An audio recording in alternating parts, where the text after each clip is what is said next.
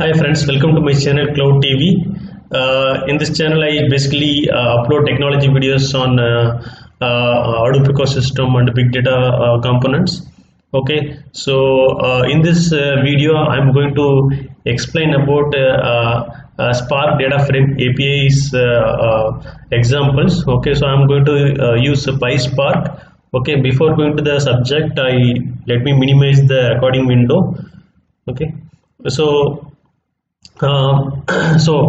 before going to the topic, I like to thank you for people who subscribed my channel, and also I want to request people to subscribe my channel to get more technology videos.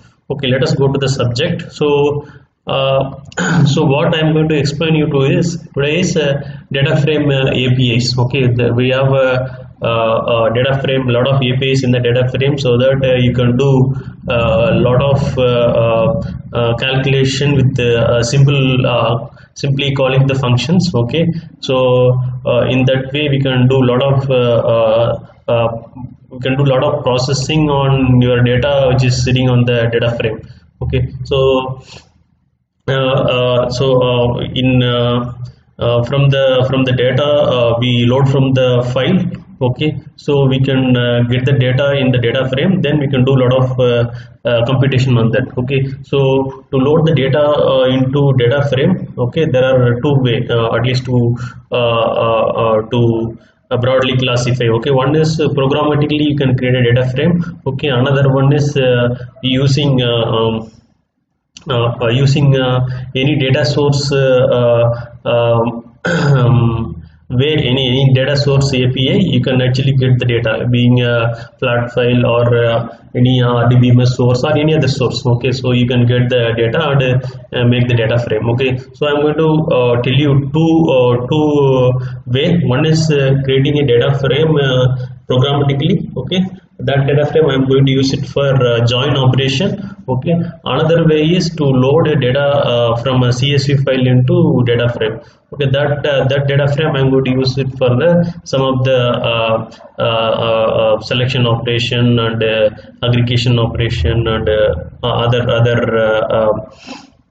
API method examples. Okay, so to start with, okay, so I'm going to create a simple employee records data frame. Okay, so I create a 10 employee records. Okay, so with employee ID, okay, and employee name and employee salary and employee city, department ID as for 5 columns. Okay, so 5 columns in the employee table. Okay, so then I prepared 10 records. With that I'm going to create a data frame.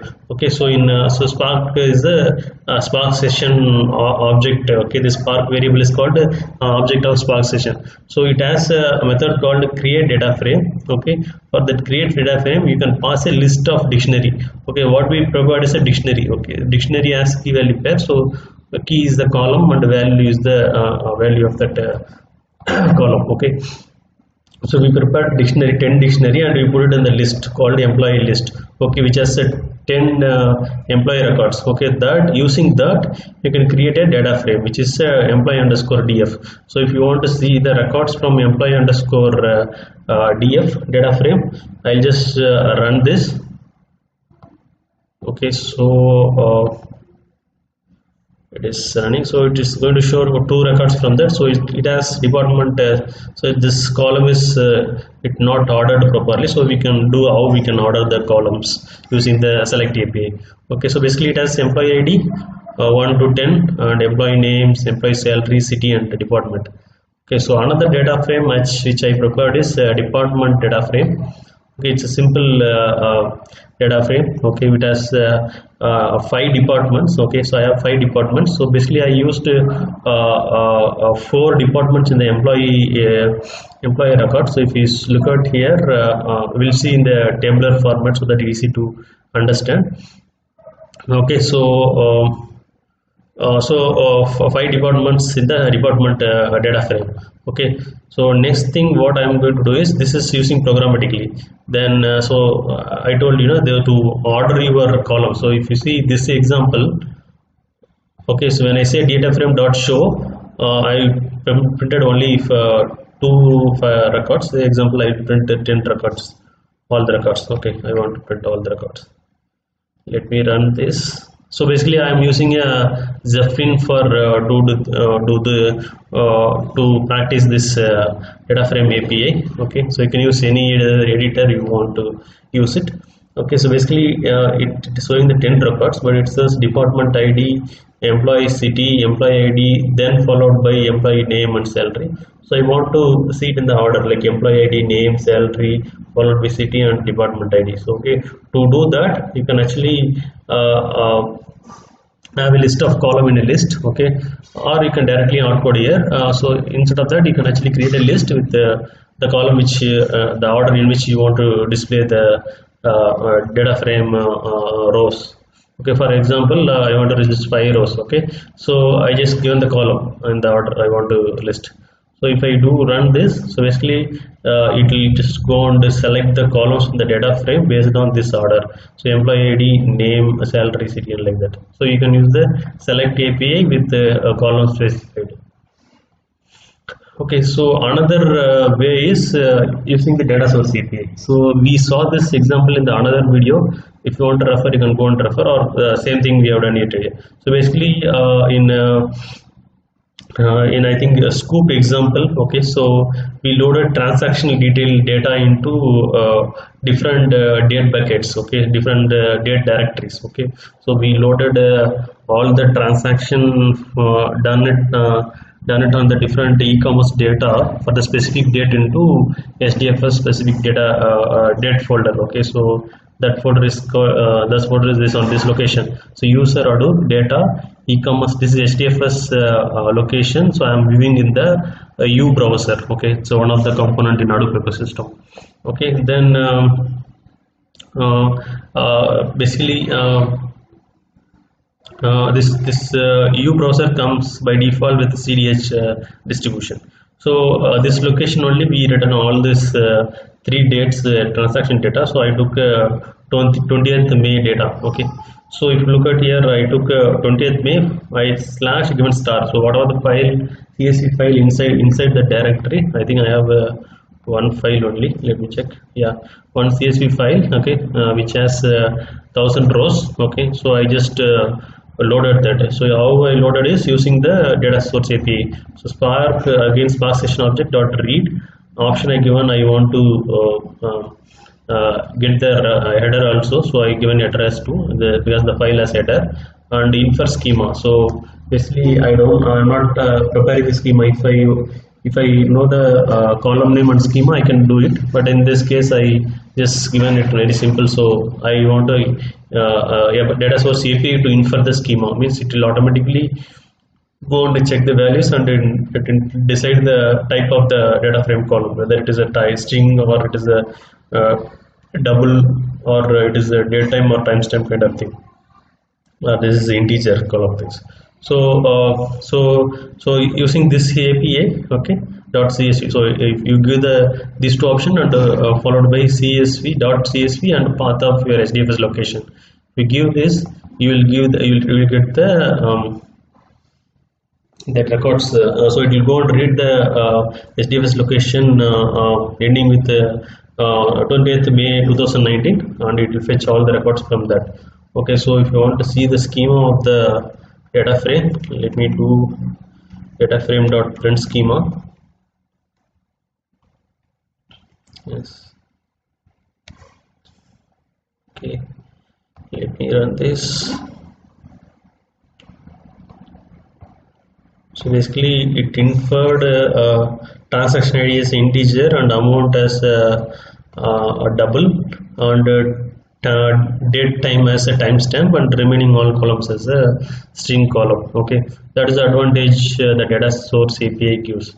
Okay, so the next thing what I'm going to do is I'm going to do the just count operation. Okay, so I want to know how many records in this data frame. This is a transaction underscore detail underscore df. So you can use the count method, okay, to find the count. So if you use that, so it gives the number of records in the data frame. So as I told you before, I have 1000 records in that. So using that you can find the count.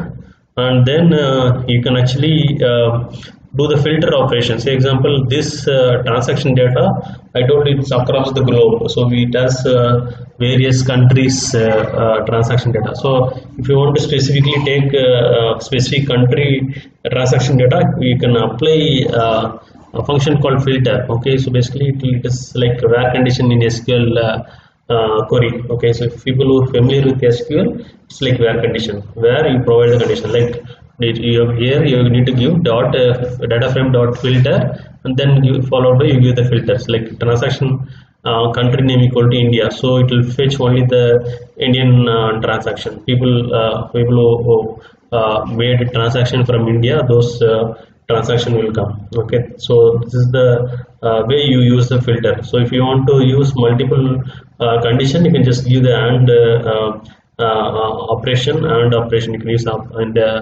symbol, and then you can use it.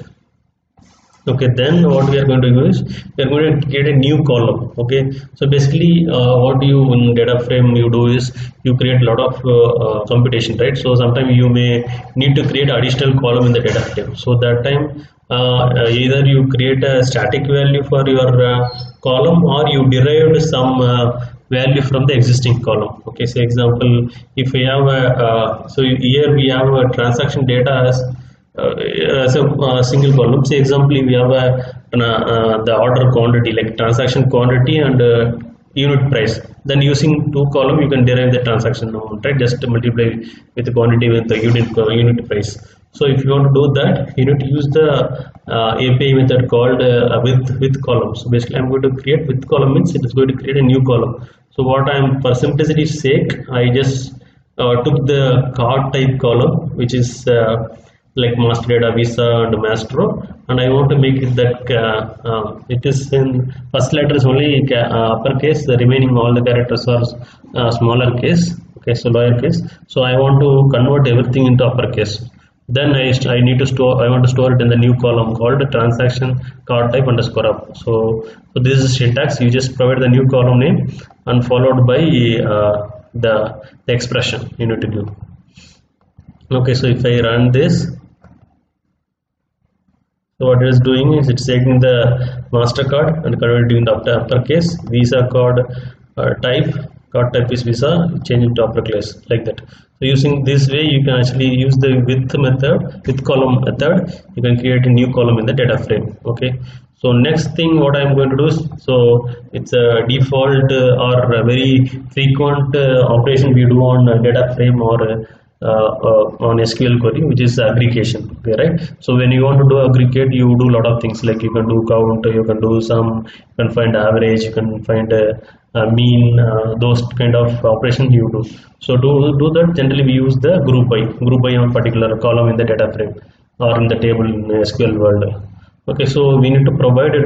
We need to use two. One is a group by on which column we are going to do the group by, and then on which column we are going to do the aggregate. So group by is the method, like API method. So you say data frame dot group by on which column we are going to group by. So based on the country, I want to get the transaction amount. So then dot aggregate AGG.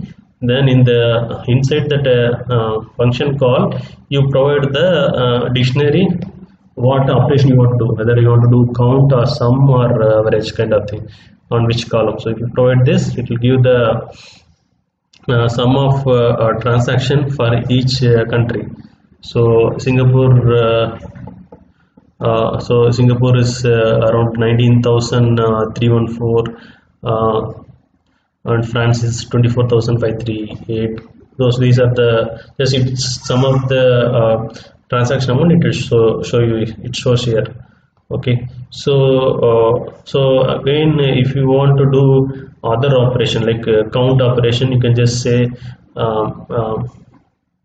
count here. Okay, the operation type is here, and you just say star. Okay, so it will do count how many, means whatever. It is just group by country name, and it will find out how many number of records is there. It's the count, and then do the sum for those records. Okay, so that was what it is doing here. So basically you can do aggregate operation single API call itself. You can do multiple aggregate operation. That is what this is doing.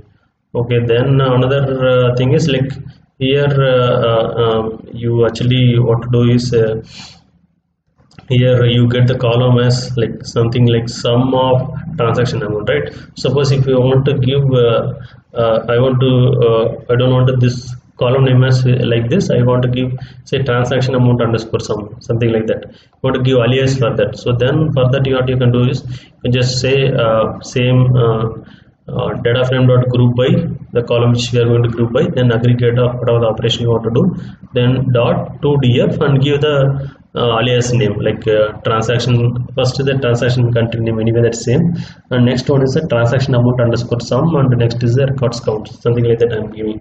So it will create a alias for that columns. Okay, then I am actually creating a temporary view for that table. As a temporary view for that aggregated data frame as transaction detail underscore agg aggregate table tbl. Okay, so it says already exists. Yeah, I ran one time, so it says aggregated. So using that you can do a lot of visualization using the SQL interpreter. So you can do the pie chart. This is bar chart. This is area chart. You can do line graph, line chart, scatter plot, scatter chart. All this you can do. Okay, all you can want to see this record tabular format. Okay, so this is what you can do. Okay, so till now what we saw is one is select operation, filter operation, then aggregate some of the aggregate APIs. Okay, and count API we saw. So next thing is we want to see is the typical union and join operations, how we can do it on using the DataFrame APIs. Okay, so for doing the union operation, I just took the department data frame. So it has I told you it has 5 rows, right? Department 1, 2, 3, 4, 5, finance, human resource, and administration, and information technology, and training and development. Okay, so I want to do union. Okay, basically what the union does is it will merge two data set, right? So it should have both same column name and its type, right? So so what I did is I just store the existing department underscore df into another variable called department underscore df1, and I'm going to do the union for these two data frame. Okay, so when I say data frame department.df dot union, this is the function we are going to call API function, and department underscore df1. So when you do this, it is actually merging these two or doing the merging these two data frame records. So basically what we see, same again one more times, this is the data frame department underscore df. This is the records from the department underscore df, and these records are from the department underscore df1. So basically what it does is it does union all. By default it does union all, it's not doing union. So union operation basically it will do the distinct also, right? But here in the data frame API, the union API does what does is it does union all. Okay, so basically it shows the duplicate value also. If you want to neglect the duplicate value, so we have a distinct method. So from the union data frame you apply the distinct API method, then it will give only the distinct value. The merged data, it will remove the duplicates. This is one of the useful method. Okay, so then we want to do the join operation. How we can do the join operation on data frames? So for that I took the our employee and department data frames. Okay, so employee we have a 10 rows that we know. Okay, so in this 10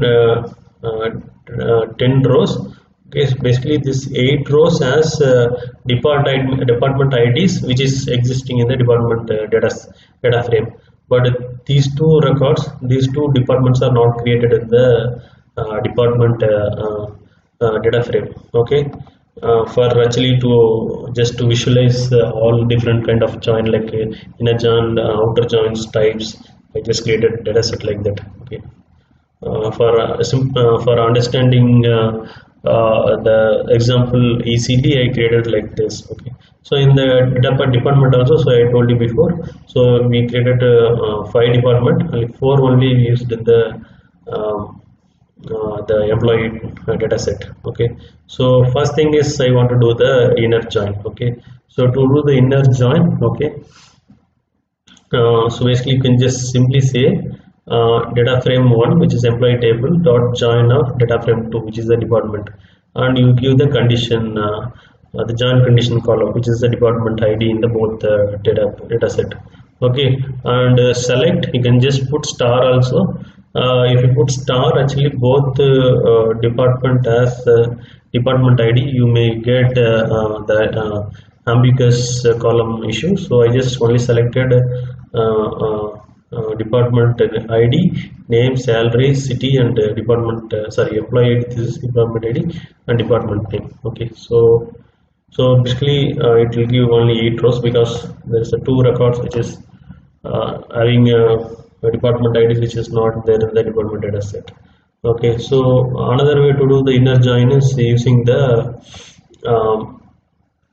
okay, so here you see the department name is not ordered. So if you want to order the employee ID, okay, so you can use the order by function, API function. Okay, so which is order by. So you once you select the columns from the join data frame, you do the order by the employee ID.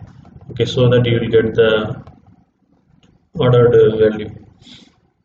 Okay, followed by what we are going to do is we are going to, so that, okay, another way, this is the one of the another way, like if you want to do the join in another way, like providing the join condition, you want to provide the join condition. So if we have columns, say example, we are doing a join condition based on department ID, right? But if the column names are different in the both the table, then you need to provide the condition, right? So this is another way, like you can specify the condition here. So employee ID dot join of department data frame, you give the condition. So department ID from the employee data set and department ID from the data frame data set. Then you select the columns, right? So for that you can give the data frame of the star, means all the columns from these 2 data frames, and order by employee ID. So this is also going to give the same result. Okay, so and one more thing is using the keyword called inner, you can do the inner join. So there are multiple way you can do the inner join. So same query, only thing I just added the inner key in the join function. Okay, so it is also going to return the same result, 8 rows. Yes, so then we are going to do the left outer join. So we just need to change only the keyword here. Instead of inner, you just give the left outer join, means all the records from the left data set, which is the employee, so all 10 rows has come. Okay, and only matching records from the right side data set, which is the department. So you have only 4 out of 5, only 4 department sides are existing in that left side data set. So you see only values for this, these 2 are null because these 2 records does not have these 2 record as department ID, which does not exist in the department data set. Okay, then right outer join. Right outer join is opposite of left outer join, right? So you get all the row from the employee table, okay, sorry, department data set, the right data frame, and only matching record from the yes, only matching record from the left records from the left data set. Okay, so you get all the department, like training and department also we got from the right hand table, but there is no employee record for that training department, this department ID, so it shows null here. So this is the right outer join. So full outer join, it's a combination of both left outer join and right outer join. So basically it will give all the combinations. So it gives all the 10 rows from the left table and all the 5 records combination from the right side. So you get 11 records. Yeah, so you see for training a department it says null, and employee ID 9 and 10 it shows null, the department ID and name. Okay, so that's it, friends. So basically this I hope this video would have been helpful for you to explore on the different DataFrame APIs. Okay, so I've done using the PySpark program, so you can also try using Scala. It is almost the same, only few syntax might be differ, but it's almost same. Say the methods are same, only maybe calling some where syntax might differ, but the APIs are same. Okay, so I will actually upload in GitHub this notebook, okay, and as well as the sample dataset which I used.